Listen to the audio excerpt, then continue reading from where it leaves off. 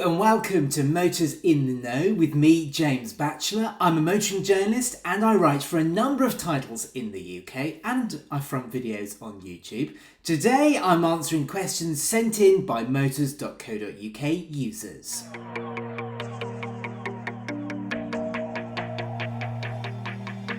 Okay, first question that's come in. Hi, I'm in the market for a new electric car and was wondering, are there any new models hitting the market in the new year I should be aware of? I'm looking for a crossover type of vehicle. Well, firstly, I don't blame you considering an electric crossover or small SUV, call them what you will, because there are so many hitting the market in the next year. The first one, which you'll no doubt be aware of, is the Tesla Model Y. It's the much awaited crossover version of the Model 3 Saloon. Now, the US have had the Model Y for around the last 2 years or so.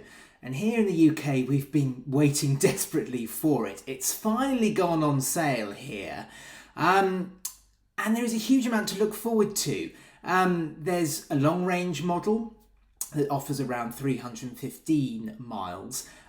There's a long-range all-wheel drive model, and then there's the performance model. So do have a look at that. But perhaps, you may be in a position where a Tesla is not quite the right car for you. Then how about the Volvo C40? It's the coupe version of the XC40 SUV. Now it's a very stylish small crossover is the C40. It comes in one trim level for the time being. It has a range of 261 miles and its two motors push out a whopping 402 brake horsepower. It's no slouch by any means and it looks really good as well. If you need a bit more space, then perhaps you could look at the Mercedes EQB.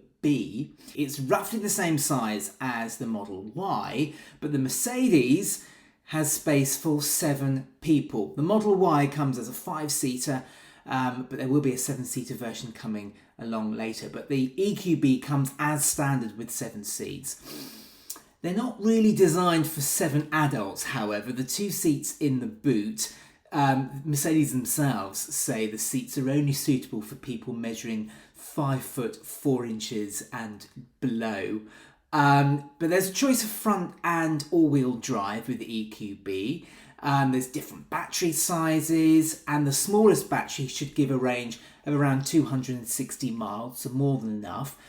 There are also loads of other small crossovers hitting the market early in 2020 and into the middle part of the year as well. Things like the Volkswagen ID.5 Coupe SUV and the Toyota BZ4X.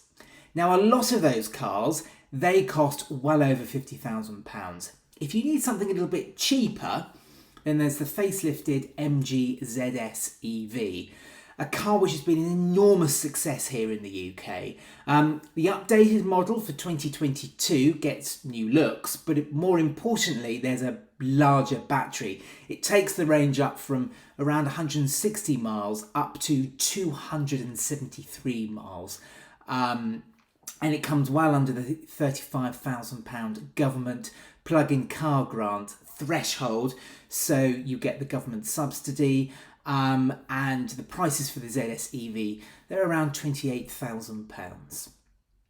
Okay, next question. Hi James, I'm looking for a compact car and have 3 in mind. The Audi A3, Mercedes A-Class and the BMW 1 Series. Are you able to help me narrow my search? Well, you find yourself in a conundrum many have found themselves in. 3 very similar hatchbacks with 3 very desirable badges on their noses. They all cost roughly the same, and let's face it, they all do roughly the same. Now, if you're buying brand new, they're especially similar. They're all front-wheel drive and they come with a very similar selection of engines. The BMW delivers a good blend of on-road driving, and lots of interior technology on offer. The Mercedes is a little short on interior space, but it more than makes up for it with a fantastic interior, especially on the high spec models. You get these twin screens. It all looks very, very modern indeed. And the Audi, well, it's the best all-rounder of the three. Has plenty of space inside, there's lots of technology, and it's not too bad to drive as well. Very comfortable is the Audi A3. So if you're buying brand new, the Audi A3 would be my choice. When it comes to used, however, it's a bit of a different story.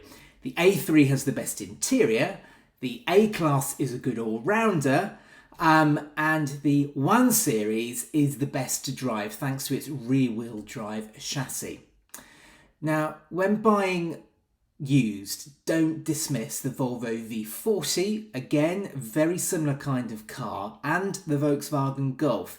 It has practically everything the Audi A3 has to offer, but it costs a bit less. Hopefully that has helped you out in that conundrum. My last question for this month is, I'm looking for a van to set up a street food eatery. The cooking equipment will be bulky and heavy. Are there any vehicles that would stand up to the challenge? Interesting question. I haven't had that one before. My top tip actually would be to visit as many on-street eateries as you can, or whenever you're out and about, if you go to a big venue or a festival, keep an eye out for the kinds of vans business owners are already using.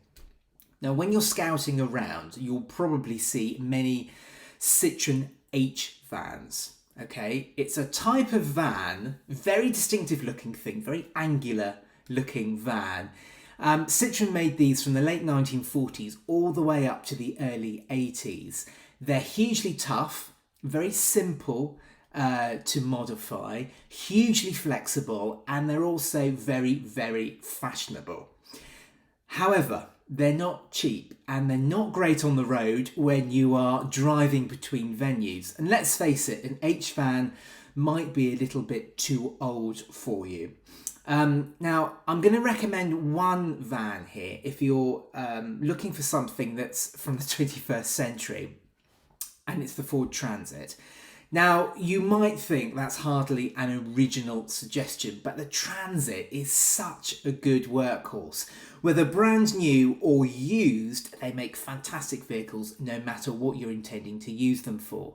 They come in standard and long wheelbases, they've got low and high top roofs, normal or beefed up rear axles to carry heavy weights, and if the standard body doesn't quite offer the amount of space you're looking for, the Transit can also come as a bare chassis, allowing you to bolt on a custom-made body on the back.